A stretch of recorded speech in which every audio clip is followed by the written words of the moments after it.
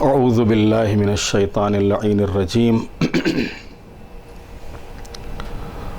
بسم اللہ الرحمن الرحیم الحمد للہ رب العالمین الصلاة والسلام علی رسولہ الکریم وآلہ الطیبین الطاہرین المعصومین المظلومین اما بعد۔ پیغام نہج البلاغہ کے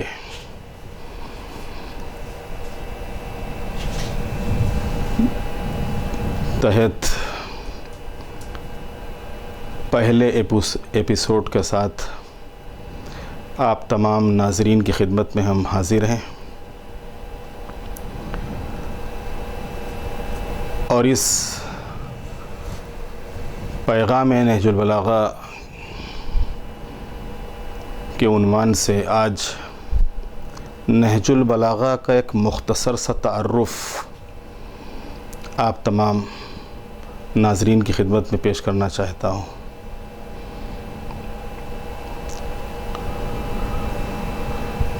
نہج البلاغہ کہ جسے علامہ شریف رضی رضوان اللہ تعالی علیہ نے جمع کیا، اور یہ سید رضی جو سید شریف المرتضیٰ جنہیں علم الہدیٰ کے نام سے جانا جاتا ہے، ان کے بھائی تھے، اور جن کی تعلیم کے لیے معصوم عالم نے شیخ مفید کو ایک خواب کے ذریعے سے متوجہ کیا تھا، اور اس میں انہیں اپنے فرزند کے لفظ سے تعبیر کیا تھا۔ اس مقدس کتاب میں امیر المومنین کے 3 طرح کے ارشادات ہیں۔ ایک انداز کا نام ہے خطبہ، اور دوسرے اسلوب کا نام ہے کتب و رسائل، اور تیسرے کو حکم یا کلمات قصار سے تعبیر کیا جاتا ہے۔ نہج البلاغہ کے خطبات کی مجموعی تعداد 241 ہے۔ ان 241 خطبوں میں 68 خطبے تعلیم اور ارشاد کے موضوع سے تعلق رکھتے ہیں، 26 خطبے جن میں مولا نے حالات اور کچھ افراد پر تنقید کی ہے اور بعض غلط فہمیوں کا ازالہ کیا ہے۔ 15 خطبوں میں عوام کو تنبیہ کی گئی ہے اور انہیں ان کی کمزوریوں کی طرف متوجہ کیا گیا ہے۔ 16 خطبوں میں زہد پر زور دیا گیا ہے اور انسان کو حقیقت دنیا سے آشنا بنا کر اس سے کنارہ کشی کی دعوت دی گئی ہے۔ 10 خطبوں میں الہیات کا تذکرہ ہے، جس میں ان فلسفیانہ اصطلاحات اور مناظرانہ ترکیبات کا بھی ذکر ہے جس سے اس دور کے انسان کا کوئی تعلق نہیں تھا۔ 9 خطبوں میں سرکار دو عالم کی بعثت کے اغراض و مقاصد اور اس کے حالات و ماحول پر روشنی ڈالی گئی ہے۔ 10 خطبوں میں قوم کو جہاد پر آمادہ کیا گیا ہے اور جہاد راہ خدا کے فضائل و مناقب اور اس کے محاسن کا تذکرہ کیا گیا ہے۔ 9 خطبوں میں فتنوں کا تذکرہ کیا گیا ہے اور اس سے بچنے کے طریقوں کی طرف اشارہ کیا گیا ہے۔ 8 خطبے تحدید و انذار کے سلسلے میں ہیں۔ 6 خطبوں میں مختلف موضوعات پر مناظرانہ انداز اختیار کیا ہے اور باطل کے مقابلے میں حق کی تائید کے دلائل فراہم کیے گئے ہیں۔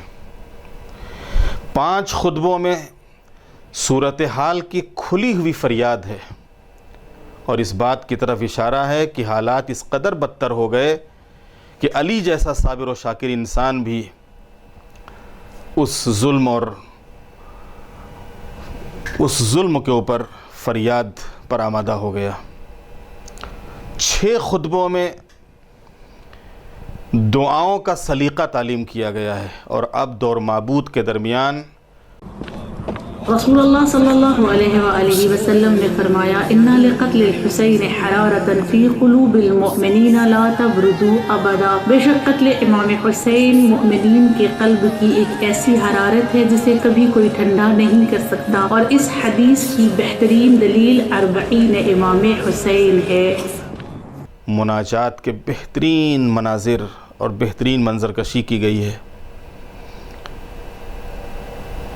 5 خطبوں کا موضوع سیاست سے متعلق ہے، جس میں مولا کائنات کے حکیمانہ انداز حکومت کا تذکرہ ہے، اور یہ معلوم ہوتا ہے کہ آپ پر سیاست سے ناواقفیت کا الزام ایک جہالت اور حماقت کے علاوہ کچھ نہیں۔ علی کی سیاست الہیہ ہے۔ 4 خطبوں میں اوصاف الہیہ کا مفصل تذکرہ ہے، اور انسان کو مکمل طور پر معرفت الہی سے آشنا بنایا گیا ہے۔ اسی طریقے سے 4 خطبوں میں بعض افراد کی کھلی ہوئی مذمت کی گئی ہے۔ 5 خطبوں میں احکام شریعت کی تفصیل اور ان کے فلسفے کا ذکر کیا گیا ہے۔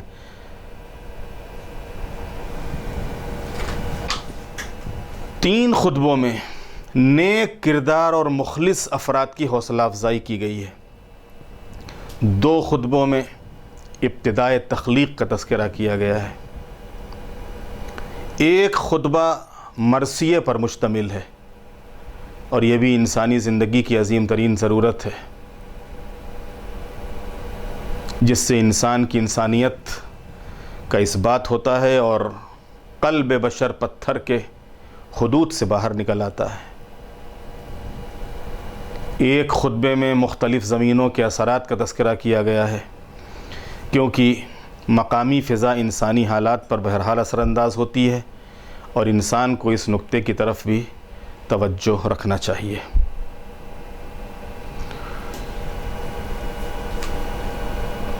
اس کے بعد کتب اور رسائل ہیں، یعنی وہ امیر المومنین کے خط جو مختلف موقعوں کے اوپر امیر المومنین نے مختلف لوگوں کو لکھے ہیں۔ 18 خط وصیت اور تعلیم اور تربیت کے موضوع پر ہیں۔